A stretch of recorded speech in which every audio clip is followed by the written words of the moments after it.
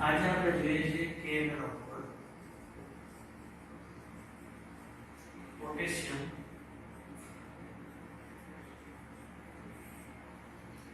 Permanganate. હવે આ જે પોટેશિયમ પરમેંગેનેટ છે કે એનો બને કઈ રીતે? તો એવું હોય કે સૌથી પહેલા MnO2 છે એની કેવળ સાથે ઓક્સિજનની હાજરીમાં પ્રક્રિયા કરવામાં આવે એટલે સૌથી પહેલા આપણને મળે K2NNO4 H2O. એટલે અહીંયા આપણે 2MnO2 4KOH એટલે બે મેંગેનીઝ મૂકવું એટલે બે નું 4 K થાય 2 Mn થઈ ગયા, બે નું 4 ને 8 ને 10 તો 8 ને 10 આ રીતે આપણને થાય. સૌથી પહેલા જે મળે છે એ આપણને MnO4 -2 આયન મળે જેને કહેવાય આપણા માટે મેંગેનેટ. આ મેંગેનેટ જે હોય એમાંથી જે પોટેશિયમ મેંગેનેટ મળે એ હોય. હવે મળતો ઈ જે મેંગેનેટ આયન છે બરાબર એની પ્રક્રિયા આપણે કરીએ વિસ્મીકરણ પ્રક્રિયા કહેવાય. O2 અને H+ છે એસિડિક માધ્યમમાં કરીએ એટલે આપણને MnO4 મારે K2NO4 ન લે MnO4 આયનના સ્વરૂપમાં એટલે આપણને જે મળશે એ MnO4 મળશે બરાબર અને H2O મળશે. હવે અહીંયા આપણે જોઈએ તો અહીંયા સંતુલન કરવું હોય તો અહીંયા 4 લખશું, અહીંયા 4 પ્લસ છે +4 છે એમાંથી માઈનસ થઈ જશે એટલે +2 રહેવા જોઈએ. અહીંયા 2 લખી નાખો. અહીંયા આપણે 3MnO4 અહીંયા MnO4 માઈનસ સાથે સાથે MnO2 પણ વધે એટલે વધ્યું હોય પાછું છૂટું પણ પડે અને પછી પાણીનો અણુ છૂટો પડે એટલે આપણે અહીંયા 3 Mn મળે એમાં અહીંયા 2 Mn અને 1 Mn એટલે 3 Mn થઈ જશે. ટોટલ 3 Mn થયા. હવે તમે જોશો 2 આ 3 નું 6 એટલે અહીંયા -6 આવશે +4 એટલે આપણને વધશે -2 -4 આવે છે. 2 Mn અને 3 Mn થાય છે. 4 હાઇડ્રોજન છે એટલે અહીંયા 2 પાણીના અણુ લખું છું. 3 × 12 ને 14 ઓક્સિજન છે આપણે 4 નું 8 ને 2 10 ને 12 ઓક્સિજન થયા. 3 × 12 ને 14 4 નું 8 ને 10 10 ને 12 તો અહીંયા આ O2 છે એ સંતુલિત થઈ જશે 4 × 12 8 ને 10 ને 12 તો આમાં કઈ એસિડિક માધ્યમ ઉમેરીએ એટલે આપણને જવાબ મળી જશે. અહીંયા 3 × 12 3 નું 6 માંથી +4 10 એટલે થઈ ગયું. તો આપણા માટે અહીંયા આ રીતે આવશે. હવે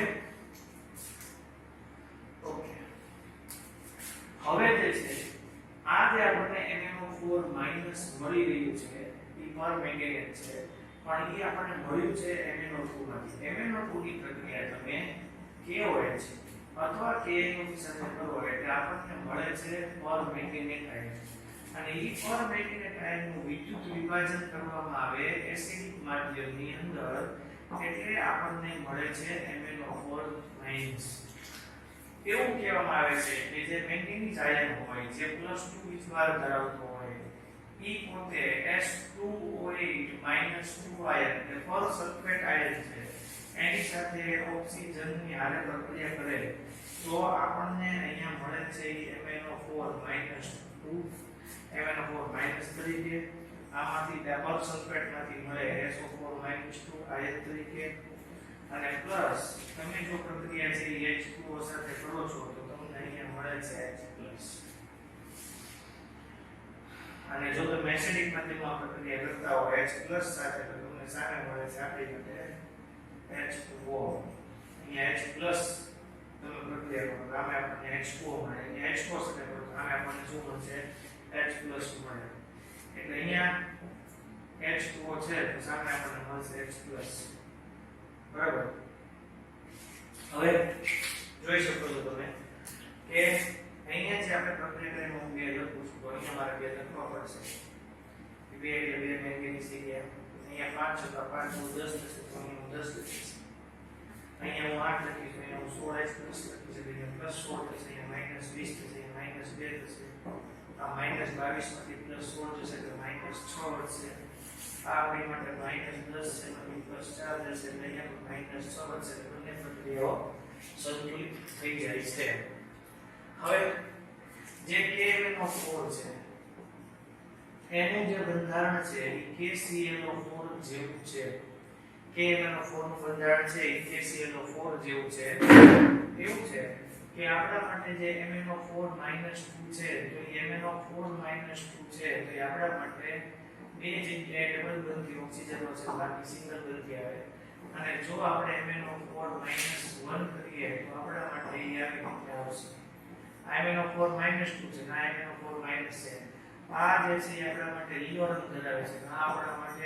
જાંબુડિયો રંગ ધરાવે છે જાંબુડિયો છે અને એ પ્રતિચુંબકીય છે ડાયામેગ્નેટિક છે આપણા માટે તો પહેલો જે જાંબુડિયો છે એ આપણા માટે પ્રતિચુંબકીય ગુણધર્મ ધરાવે અને બીજો લીલો છે એવું કહેવાય છે કે જે આ KMnO4 છે એને તમે ગરમી આપીને એનું વિઘટન કરો છો તો એમાંથી આપણને K2MnO4 MnO2 O2 મળે હું જો આને બે વડે ગુણી નાખું તો આપણને બે પોટેશિયમ બે મેંગેનીઝ બે મેંગેનીઝ ચાર ને 6 ને 8 આવું થાય KMnO4 છે એની પાણીમાં દ્રાવ્યતા 293 કેલ્વિન તાપમાને 6.4 ગ્રામ પ્રતિ 100 ગ્રામ પાણીમાં આવે એટલે ઓછું દ્રાવ્ય છે તમે આ જે KMnO4 છે એને તમે 513 કેલ્વિન તાપમાને ગરમ કરો છો ત્યારે એ વિઘટન પામે છે વિઘટન પામીને આપણને પોટેશિયમ મેંગેનેટ MnO2 અને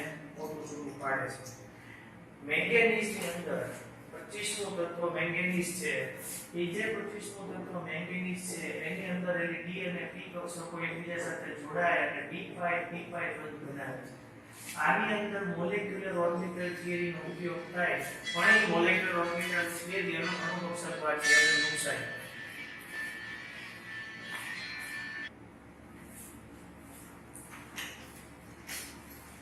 પરમેંગેનેટ અને મેંગેનેટ બંને આયનો છે એ સમચતુષ્ફલકીય બંધારણ ધરાવે એમાં કે મેંગેનીઝમાં આ MnO4 - 2 હોય એટલે 25નું તત્વ મેંગેનીઝ થાય R1 4s2 3d5 થાય 4 * 8 માંથી 2 6 થાય એટલે 6 ઇલેક્ટ્રોન નીકળી જાય એટલે s માંથી 2 નીકળે અને d માંથી 4 નીકળે અને d માં 1 રહે એમાં અયુગ્મિક ઇલેક્ટ્રોન છે MnO4 - 2 હોય પર મેંગેનેટ ની બદલે મેંગેનેટ આયન હોય મેંગેનેટ આયન હોય તેમાંથી 6 ઇલેક્ટ્રોન 2 આમાંથી 4 આમાંથી 6 દૂર થયા એટલે 1 વધો d1 એ d માં 1 વધે અને કણી રંગીન હોય Mn+7 થાય એટલે બધા ઇલેક્ટ્રોન મળ્યા જાય પણ એમાં કે dd સંક્રાંતિ થાય ખરા પણ એની અંદર શું થશે કે મેંગેનીઝ આયન છે એ આપણી માટે જાંબુડિયો હોય આની અંદર MOT મોલેક્યુલર ઓર્બિટલ થિયરી નો ઉપયોગ થાય પણ એ આપણા લેવલે નથી હોતી કોલેજમાં આવે અને એમાં પરમેંગેનેટ આયનની વાત આવે હવે આટલું પહેલા તમને ક્લિયર થઈ જવું જોઈએ MnO2 ની પ્રક્રિયા કેવો ચાલે તો ઓક્સિજન થાય એટલે ઓક્સિડેશન થઈ અને આપણને એમાંથી પહેલા પરમેંગેનેટ ની બદલે મેંગેનેટ આયન મળે એ મેંગેનેટ નું આપણે એસિડિકીકરણ કરીએ એટલે આપણને એમાંથી પરમેંગેનેટ આયન MnO2 ને પાણી છૂટું પડે બંને બાજુ પ્રક્રિયા સંતુલિત થઈ જાય જનરલી એવું હોય કે MnO2 છે એને કેવો છે તો K નું સાથે સમગલન પ્રક્રિયા કરવાથી આપણને પરમેંગેનેટ મળે જેના વિદ્યુત વિભાજનથી એસિડિક માધ્યમમાં આપણને પરમેંગેનેટ આયન મળે આ પરમેંગેનેટ આયન જે છે બરાબર એની પ્રક્રિયામાં Mn+2 જો આપણે લઈએ તો એની આનું નામ થાય પર સલ્ફેટ આયન આવું આપણે પોટેશિયમ ડાઇક્લોરાઇડમાં જોયું હતું કે પર સલ્ફેટ આયન હોય એની પ્રક્રિયા કરીએ પાણી સાથે તો આપણને એમાંથી સલ્ફેટ આયન છૂટો પડીને મળે અને પરમેંગેનેટ મળે આ બીજી રીત છે પરમેંગેનેટ મેળવવાની હવે તમને એમ કહ્યું કે જનરલી KMnO4 છે 293 કેલ્વિન જે ઘેરા જાંબુડિયા રંગનો પદાર્થ છે ઘટ્ટ છે ઘેરો છે 293 કેલ્વિન તમને પાણીમાં જોઈએ તો 106.4 ગ્રામ જેટલી છે 6.49 નથી 6.4 ગ્રામ છે 100 ગ્રામ એના 100 1009 નથી 100 ગ્રામે એની 6.4 ગ્રામ જેટલી દ્રાવ્યતા છે અને પછી મેં તમને કીધું કે જો આનો 500 ઊંચું તાપમાન લઈ જઈએ તો વિઘટન થવાથી આપણને પોટેશિયમ મેંગેનેટ MnO2 નું ઓટો છૂટું પડે બંધારણ છે KClO4 જેવું છે. આની અંદર છે એ પોતે પર મેંગેનેટ આયન છે પોતે પ્રતિચુંબકીય છે, જ્યારે મેંગેનેટ આયન છે એ પોતે અનુચુંબકીય છે. MOT નો ઉપયોગ થાય પણ આપણે MOT અહીંયા એટલી બધી ડિટેલમાં ભણવાની આવતી નથી. આ બંને સમચતુષ્ફલકીય બંધારણ ધરાવે. આ એક લીલો છે એક જાંબુડિયો છે. d પાઈ p પાઈ બંધ બને. d કક્ષક અને p કક્ષકોના જોડાણથી d પાઈ p પાઈ બંધ બને. તો બાકીના જે ગુણધર્મો છે એ આપણે જોવા છે બીજી.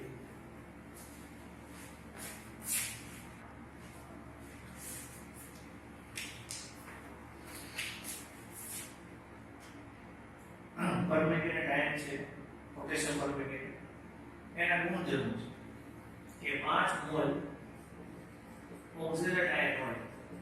ખરેખર આપણા માટે આ જે છે એ ઓક્ઝેલિક એસિડ છે, પણ આમાંથી H નીકળે આમાંથી H નીકળે એટલે બંને જગ્યાએ માઈનસ આવે એટલે 5 મોલ C2O4 -2 આવે. હવે એની પ્રક્રિયા કરીએ 10 મોલ CO2 પ્લસ 10 ઇલેક્ટ્રોન છૂટા પડે એટલે અહીંયા માઈનસ 10 આવે. 5 નું 10 થાય એમાં માઈનસ 10 મોલ CO2 છૂટા પડે. આ ફેરસ છે, એમાંથી કેરી કરે તો 5 ઇલેક્ટ્રોન છૂટા પડે. 5 નું 10 5 3 15 15 નું 5 10 પ્લસ 10 થાય. એટલે પરમેંગેનેટ આયન છે એ ફેરસમાંથી ફેરિક બનાવે, ઓક્ઝાલેટમાંથી કાર્બન ડાયોક્સાઇડ છૂટો પાડે. ઈ જ રીતે આયોડાઇડ હોય એમાંથી આયોડિન બનાવે. આ રીતે બરાબર. નાઇટ્રાઇટ હોય એમાંથી નાઇટ્રેટ બનાવે. બરાબર. હવે તમે જોઈ શકો અહીંયા ટોટલ જો 10 ઇલેક્ટ્રોન છૂટા પડતા હોય અને બધામાં 5 અથવા 10 છૂટા પડતા હોય તો અહીંયા આપણે 10 ઇલેક્ટ્રોન આવશે તો અહીંયા આપણે હાઇડ્રોજન પર અહીંયા પ્લસ કરીએ. બરાબર. 10 ઇલેક્ટ્રોન અહીંયા 10 મૂકવા પડે 10 નાઇટ્રોજન થાય 10 તેરી 30 થશે. 10 તેરી 3 10 દુ 20 ને 10 30 એટલે અહીંયા 10 મૂકવા જ પડે. તો 10 મૂકીએ તો આપણે 10 દુ 20 x પ્લસ થાય. આ 20 x પ્લસ એટલે પ્લસ 20 થશે, માઈનસ 10 અને માઈનસ ટોટલ જે 0 થઈ જાય. એટલે અહીંયા હું જો એનો તો માઈનસ મૂકું એનો તો માઈનસ એની કરતામાંથી નાઇટ્રાઇટ માંથી શું બને આપણી માટે નાઇટ્રેટ બને. 10 ઇલેક્ટ્રોનનો ફેરફાર આવે તો જો અહીંયા મારી માટે H પ્લસ આયન હશે તો મારી માટે અહીંયા H2O મળશે. તો H2O આ મારી માટે માઈનસ 20 થયા તો અહીંયા મારી માટે 10 તો પ્લસ 10 ને માઈનસ 10 થઈ જાય. અહીંયા આપણી માટે H2O છે એમાંથી આપણને અહીંયા H પ્લસ આયન મળવા જોઈએ. જો આ 10 ની બદલે આપણે 5 મોલ કરીએ આ આપણી માટે 5 મોલ થાય તો અહીંયા 10 ને 5 15 15 માંથી અહીંયા 10 લખીએ આપણે અહીંયા 5 નું છે 10 ને 5 15 5 થઈ ગયા. ઓકે સંતુલિત થઈ ગયું. તો જોઈ શકો તમે અહીંયા 5 ને 10 15 એટલે -15 પ્લસ 10 એટલે ટોટલ ઓવરઓલ -5 છે. અહીંયા -5 થાય 5 નાઇટ્રોજન 10 ની બદલે 5 હતા એટલે 5 NO2 માંથી 5 NO2 એટલે નાઇટ્રાઇટ માંથી નાઇટ્રેટ થાય અને આપણને આવી રીતે મળે. એટલે બધામાં સમજો તો 10 ઇલેક્ટ્રોન એટલે 5 ઇલેક્ટ્રોન 10 ઇલેક્ટ્રોન અથવા 10 ઇલેક્ટ્રોન ફેરફાર પડે. એટલે કોઈ પણ રાસાયણિક પ્રક્રિયા છે એની અંદર આવો ફેરફાર જોવા મળે. હવે તમને બીજી વાત કહું કે આપણી માટે MnO4 માઈનસ છે એમાંથી આપણને MnO4 માઈનસ 2 મળે. એટલે ટોટલ અહીંયા આપણા માટે છે 7 ઇલેક્ટ્રોન, અહીંયા આપણા માટે થયા 6 ઇલેક્ટ્રોન, અહીંયા આપણા માટે સંયુક્ત 7 અહીંયા આપણા માટે 6 સંયુક્ત થઈ. હવે આમાંથી એક ઇલેક્ટ્રોન છૂટો પડે તો જ એ આપણી માટે અહીંયા સંયોજકતા થઈ. અહીંયા હું એક ઇલેક્ટ્રોન લખું તો જ મારી માટે ટોટલ -1 ને -1 -2 થાય. તો ત્યારે ઈ જે ઈ સેલનું મૂલ્ય હોય આપણા માટે ઓછું હોય 0.56 વોલ્ટ જેટલું હોય. એટલે અહીંયા 7 માંથી 6 એકનો ફેરફાર આપણી માટે ન્યુટ્રલ આયન છે. આપણે જોઈ ગયા છે એસિડિક હોય બેઝિક હોય કે તટસ્થ હોય. MnO4 માઈનસ હોય એમાં જો 3 ઇલેક્ટ્રોનનો ફેરફાર હોય તો એ આપણને MnO2 મળે. અહીંયા H2O હોય તો અહીંયા આપણા માટે H પ્લસ ના સ્વરૂપમાં મળે. હવે સંયોજકતા તમારે સંતુલિત કરવી છે તો તમે કઈ રીતે કરશો એ આપણે જોઈએ બરાબર હવે અહીંયા આપણે માટે h હશે તો ત્યાં આપણને h2 મળે સંયોજકતા છે એની આપણે બંને જગ્યાએ સમજૂતા આ ત્રણ ઇલેક્ટ્રોનનો ફેરફાર છે આપણે એનો પૂર્ણાંક 7 છે અહીંયા આપણી પાસે સંયોજકતા 4 છે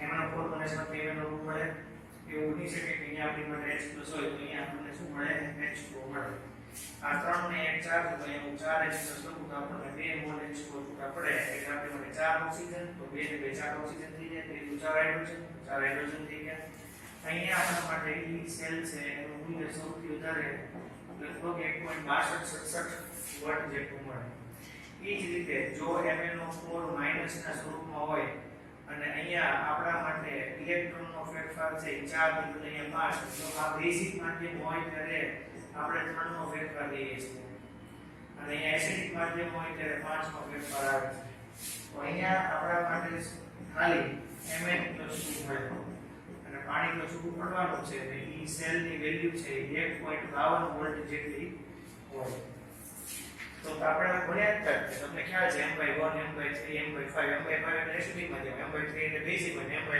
એટલે આપણે માટે ન્યુટ્રલ માધ્યમ હવે આપણે અહીંયા જોઈએ h+ કેટલા આવશે આ 5 ને 6 છે સામે 2 જુએ છે બરાબર ને તો આપણે અહીંયા +2 જુએ છે અને આપણી પાસે અહીંયા 5 અને 1 6 છે હું કેટલા મૂકું તો એ મારી માટે સંતુલિત થશે તો હું અહીંયા 6 મૂકી દઉં 6h+ આ 5 અને 5 અને 1 6 6 મૂકીએ તો કેટલા થશે અહીંયા ઓક્સિજન એટલે 4 તો સીધા 4 મૂકીએ 8 મૂકો 8 મૂકો એટલે +8 માંથી -6 એટલે પ્લસ થઈ ગયા બરાબર તો આ જે છે બધા એના ગુણધર્મો છે એનો પર આ બધા ગુણધર્મોનો ઉપયોગ છે રાસાયણિક પ્રક્રિયામાં એટલે એ હું તમને રાસાયણિક પ્રક્રિયા શીખવાડું છું આપણે કોઈ પણ રાસાયણિક પ્રક્રિયા શીખશું એમાં આવું જ આવશે કે આ બાજુ ઓક્સિડેટ છે આમાં CO2 મળશે આ બાજુ ફેરસ છે તો આમાં ફેરિક મળશે આ બાજુ નાઇટ્રાઇટ હશે તો આમાં નાઇટ્રેટ મળશે આ બાજુ આયોડિન હશે તો આપણને આયોડાઇડ મળશે આ બાજુ સલ્ફેટ હશે તો આ બાજુ આપણને સલ્ફેટ મળશે બાકી બીજો કાંઈ ઉપયોગ નથી પણ આ બધી પ્રક્રિયા હું તમને લખીને સમજાવું છું એટલે તમને વધારે ખ્યાલ આવે તો આપણે પણ બનાવટ એના ગુણધર્મો હવે હું તમને આગળ ગુણધર્મોમાં લઈ જાઉં છું તો આપણે જોતા છીએ આપણે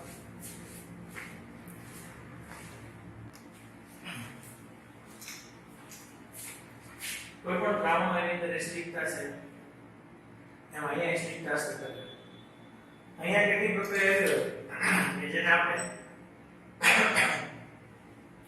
રેડોક્સ પોટેન્શિયલથી સમજાવી શકાય પ્રક્રિયાનો વેગ બહુ અગત્યનું પરિબળ છે જ્યારે પાણીની સાંદ્રતા 1 હોય h+ બરાબર 1 ત્યારે પાણીનું ઓક્સિડેશન થાય પ્રક્રિયા ક્યારેક ધીમી હોય ક્યારેક તાપમાન વધારવામાં ન આવે એવું પણ થાય બરાબર એટલે એવું હોય કે પ્રક્રિયા છે સાંદ્રતા પર આધારિત છે હવે આ એસિડિક દ્રાવણમાં પ્રક્રિયા છે એમાં એક A પ્રક્રિયા છે આ B પ્રક્રિયા છે આ C છે આ D છે આ E છે અને આ F પ્રક્રિયા છે હવે જ્યારે એસિડિક દ્રાવણ હોય ત્યારે હંમેશા MnO4 માઈનસ છે એ Mn+2 માં રૂપાંતરિત થાય એટલે તમે કોઈ પણ પ્રક્રિયા લેશો MnO4 માઈનસ છે એ ડાબી બાજુ હશે તો એની સામે હંમેશા Mn+2 બનતું હશે એટલે એનો અર્થ એવો થયો કે આ બાજુ 7 નો MnO4 માઈનસ છે MnO4 માઈનસ છે એની અંદર MnO4 માઈનસ એટલે એની સંયોજકતા 7 થઈ એમાંથી હંમેશા અહીંયા સંયોજકતા 2 થાય એટલે ડિફરન્સ છે એ હંમેશા 5 નો રહે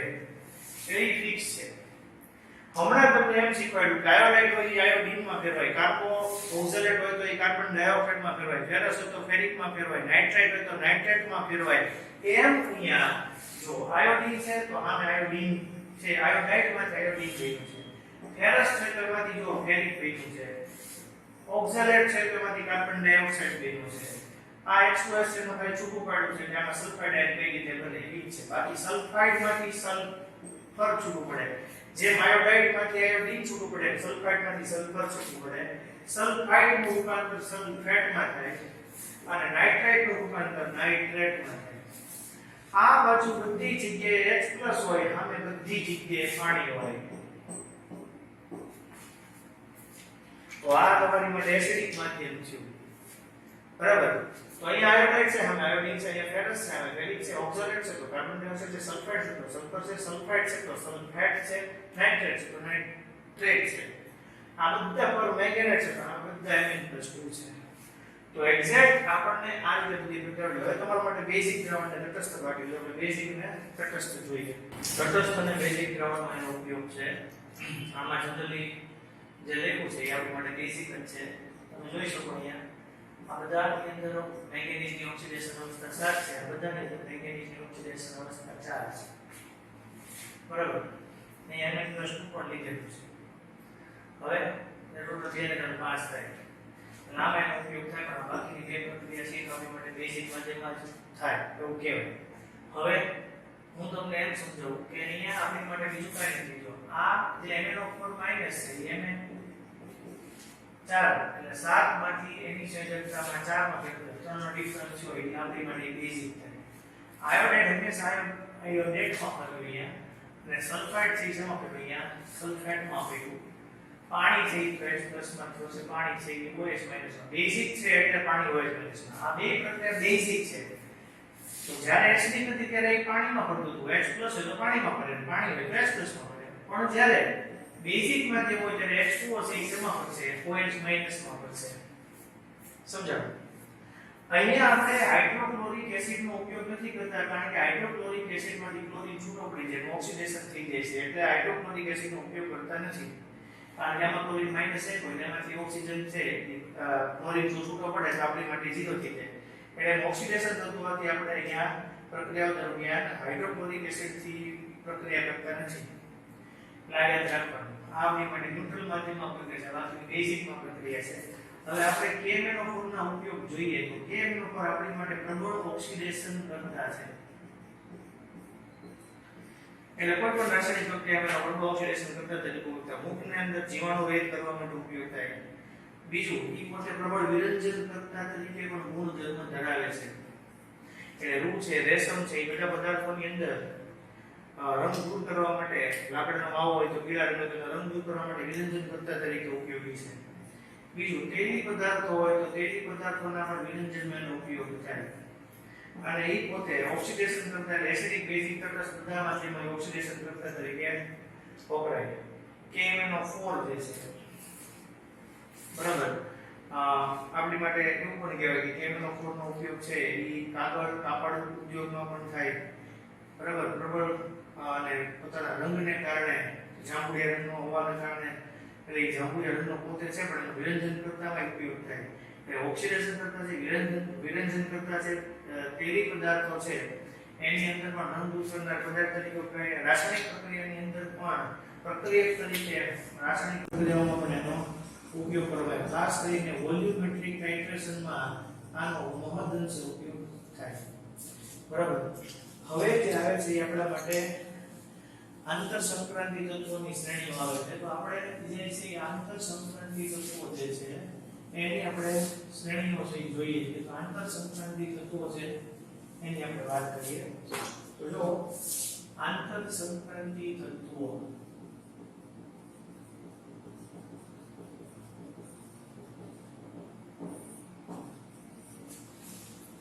તમને સમજાવેલું છે પહેલા કે આપણા માટે લેન્થેનમ પછીના જે તત્વો આવે 58 થી શરૂ કરીને 71 જેને આપણે સીરિયમ થી યુટેરિયમ કહેવાય એ આપણી માટે સૌથી પહેલી શ્રેણી જેને આપણે 4M કહેવાય.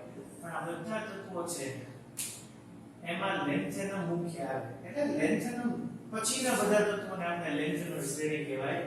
એટલે એ આપણી માટે આ 14 તત્વો છે એની શ્રેણી છે.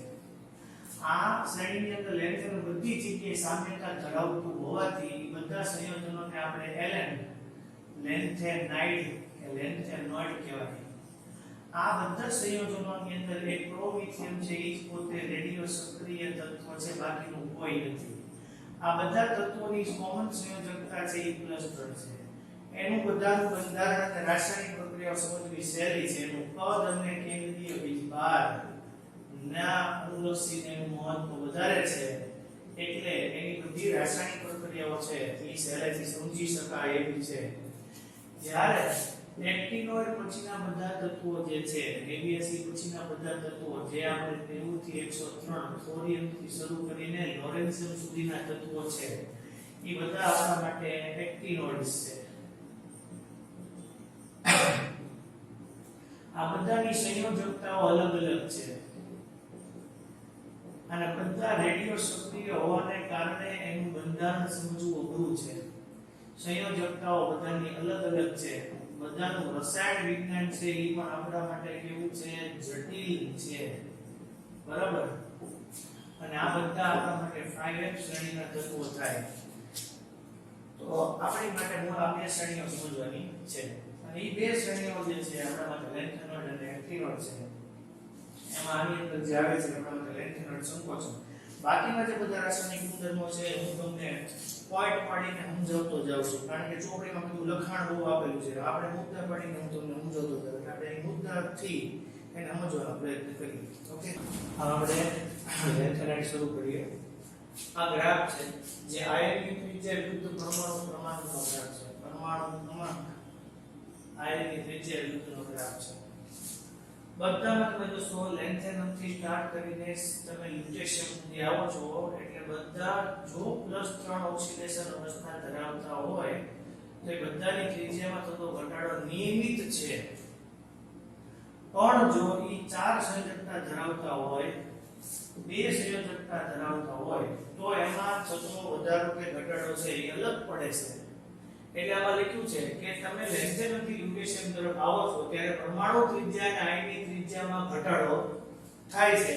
એનું કારણ છે લેન્થેનાઇડ સંકોચન. તમને ખબર છે કે આ લેન્થેનાઇડની અંદર 6s 6p વચ્ચે 4f અને 5d આવે. 6 માં 2 ભરાઈ ગયેલા હોય છે, 5 માં d હોય છે, કે હોતું જ નથી. પછી 4f ની અંદર 1 થી 14 ભરાય. એટલે આપણને ખબર છે કે આ બધી જે કક્ષાઓ હોય એમાં બહાર જે હોય 6 નંબરની કક્ષા હોય, અંદર 5 હોય, એની અંદર 4 હોય. અને ઈ 4 ની અંદર બધા ઇલેક્ટ્રોન ભરાતા હોવાથી એનું કેન્દ્રીય વિસ્તાર વધવાથી કક્ષાઓ સંકોચાય અને ઈ સંકોચાવાને કારણે આપણી માટે જે ત્રિજ્યા છે એમાં ખૂબ જ ઘટાડો જોવા મળે છે. આ બધી આયનની ત્રિજ્યા છે, પરમાણુ ત્રિજ્યા નથી. પરમાણુ ત્રિજ્યામાં ઘટાડો નિયમિત નથી, પણ જો m+3 હોય તો એ નિયમિત છે. આ સંકોચન છે જે ઘટાડો જોવા મળે છે એ સામાન્ય સંક્રાંતિ શ્રેણીનો, જેવી કે સ્કેન્ડિયમ થી ઝિંક, જેવી કે વાયુ હેટરિયમ થી કેડમિયમ, એમાં જોવા મળે તેવું છે. એક જ પેટાકોષ એટલે બાહ્ય કક્ષા sPdF વાળી, તો એક જ પેટાકોષમાં એક ઇલેક્ટ્રોન પર બીજા ઇલેક્ટ્રોન દ્વારા અપૂર્ણ શિલ્ડિંગ અસર, શિલ્ડિંગ એટલે કવચ અસર. આ તો ખબર પેલા 6s માં છે, પછી 5f માં છે, 5d માં છે, પછી 4f માં છે. તો એ શિલ્ડ બદલાઈ ગઈ. કારણ કે ક્યારેક એવું થશે 5d માં આવશે પછી 4f માં આવશે.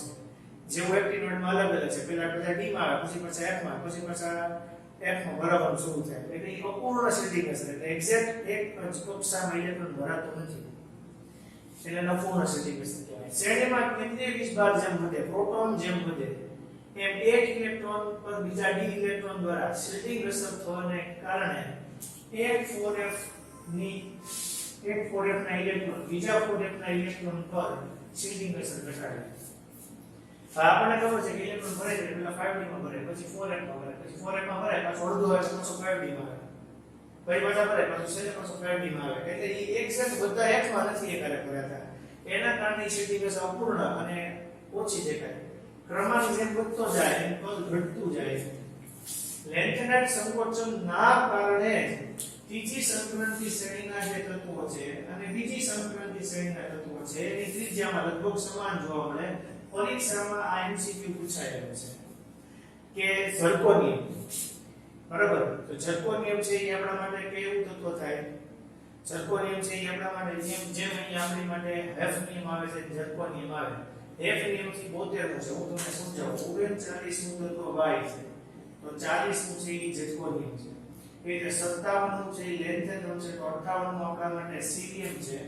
પછી 58 થી 71 72 નું તત્વ જે અહીંયા HF આવે.